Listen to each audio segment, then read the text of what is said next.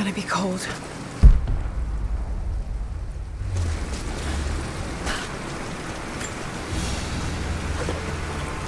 An arrowhead carved from bone. This looks like Mongol craftsmanship. This was a whistling arrow. Mongol archers would fire these over their enemies to frighten and confuse them.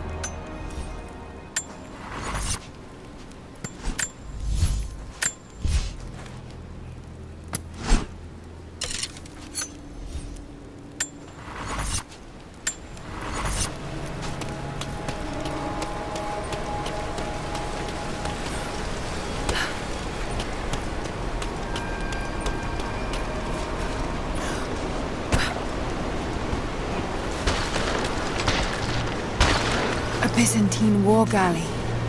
How the hell did it get down here?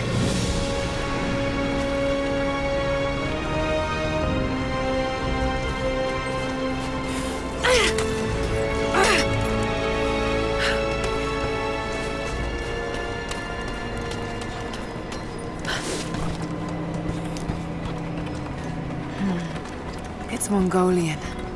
They passed through here. I must be close to the lost city.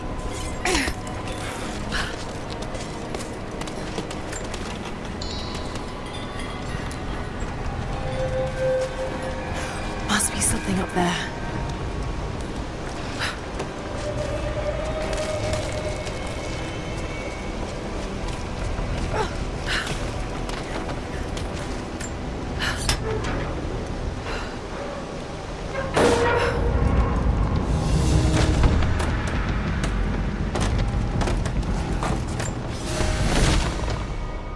The Maria Adula is trapped. The ice gave way. Her spine snapped in two. No matter. While I hope to wield her cannons against the false prophet, we will continue on foot. I have 6 of the Order of Trinity's best, and we have been stockpiling food and supplies while the sailors starved. They do not know it yet, but they will give their life for the cause. My men and I will find our way out of these icy caves and continue on foot. Before the ship was swallowed by the ice to the south, we heard music. That will be our first stop. But first I must rest. The cold has sunk into my bones, and I am drowsy. Just a little sleep.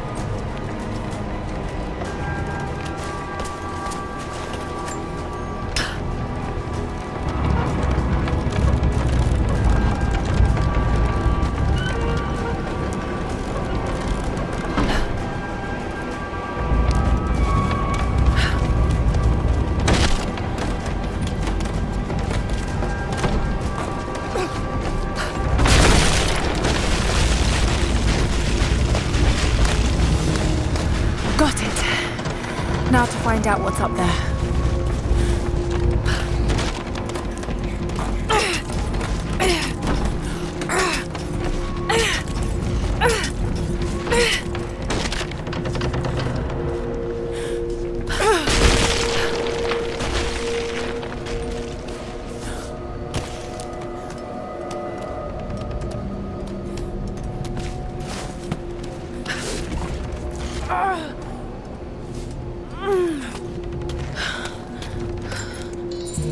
Look at all this.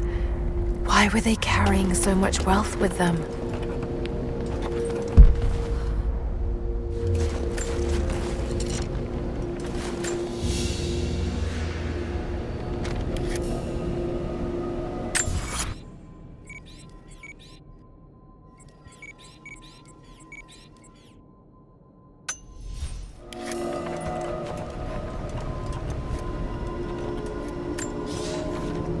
It's done. We'll die here, thanks to Coraldus and the madness of the Order of Trinity. My ship will never see water again.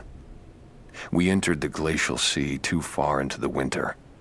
Would have been turned back, but Coraldus would not abandon this lost prophet. He and his dead-eyed warriors seized control.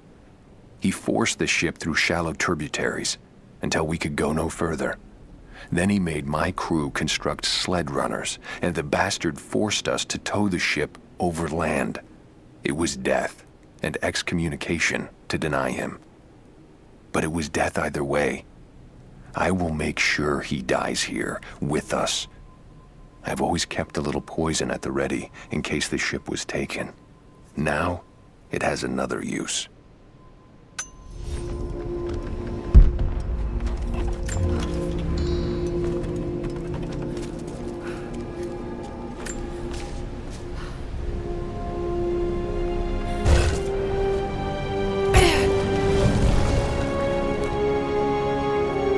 This Codex details the archery techniques of the foes of the Byzantine Empire.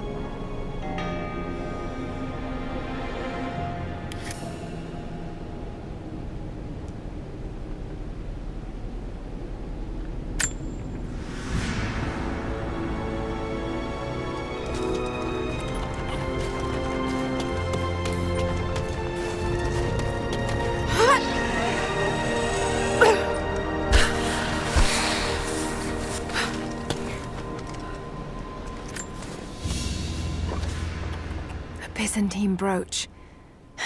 The enamel work is beautiful.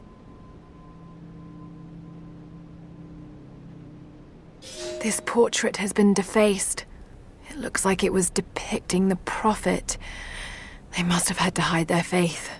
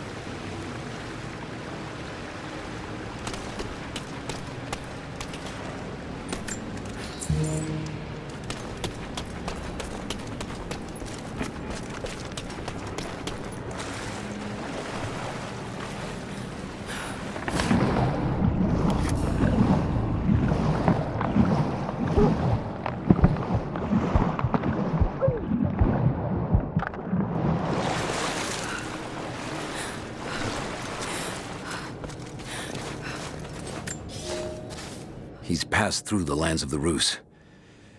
I cannot shake the feeling that he's taunting me, waiting until I'm a day's ride away before moving on. I will not be home before the winter, as I hoped. I've stopped at a small village by a glassy lake they called Svetloyar. The prophet spoke here, and now the villagers refuse me lodging. I slept on the banks of the lake, where a young man bearing a crude version prophet's icon tried to kill me as I dozed. I made an example of him, and now the people fix me with the evil eye, spit at me as I pass. I must move on soon. His sickness spreads.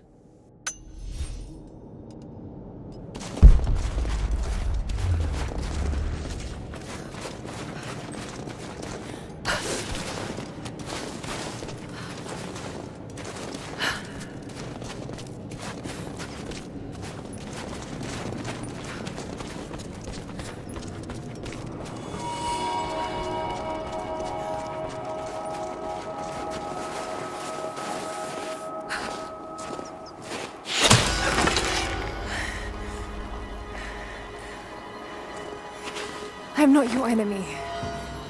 That remains to be seen. You killed those men back there. I killed them to survive. I suspect you did too. How long have they been here? Days, at most. The invaders took many of my people prisoner. You should leave this place before it's too late. I can't do that. I came here for something important. So did they. If I see you again, I'll put an arrow in your throat. You and I are on the same side. I hope I can prove that to you. What's going on down there?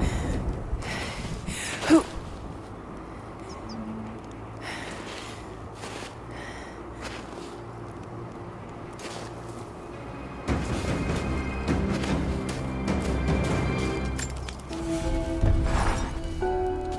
So, there are people who live out here, and they appear to have been here for a very long time, living in isolation for decades, maybe even centuries. I notice elements of her dress, small adornments that would not have been out of place in the Byzantine Empire. Could they possibly be descendants of the Prophet's people? How much do they know about the lost city or the divine source? It's clear Trinity will do anything to find out. I'm afraid that whoever they are, they're in grave danger. Let's hope the old proverb about the enemy of my enemy remains true.